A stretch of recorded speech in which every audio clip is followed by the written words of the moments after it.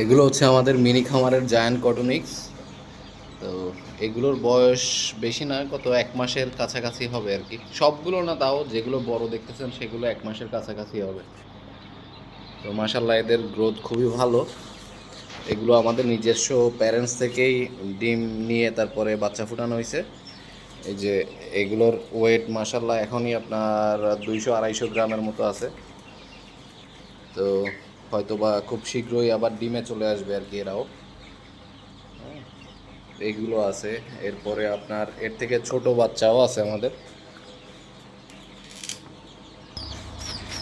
এই যে মাশাল্লাহ এখানে জায়ান্ট কটনিক্সের বাচ্চা আছে।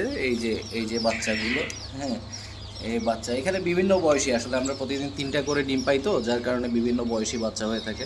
আর এগুলো হচ্ছে জাপানিজ বেনথামের বাচ্চা, হ্যাঁ, এগুলো জাপানিজ বেনথামের বাচ্চা। এই যে বিভিন্ন বয়সী ছোট ছোট। তো আর ওগুলো কোয়েল একসাথেই রাখা আর কি এগুলো। তো জাপানিজ বেনথামগুলোর প্যারেন্টসগুলো আসলে সবই মারা গেছে আমাদের এখানে, আমরা রাখতে পারিনি এই বৃষ্টির ভিতরে। তো এই যে বাচ্চাগুলো মাশাল্লাহ কত কিউট কিউট বাচ্চা, হ্যাঁ, এগুলো হচ্ছে কটনিক্সের বাচ্চা আর কি। এই যে একটা, এই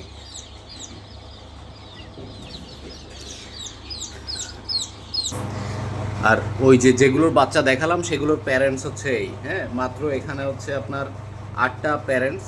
8টা প্যারেন্টসের ভিতরে আপনার 5টা হচ্ছে মেল, 3টা ফিমেল, শুধু 3টা ফিমেল, যার কারণে আমরা প্রতিদিন 3টা করে ডিম পাই। তারপরও মাসাল্লাহ এগুলো থেকে এখন অনেকগুলো বাচ্চা হয়ে গেছে। তো সামনে ইনশাল্লাহ আমরা ওগুলো থেকে আরও ডিম নিয়ে তারপরে বিক্রির চিন্তা ভাবনা করবো আর কি।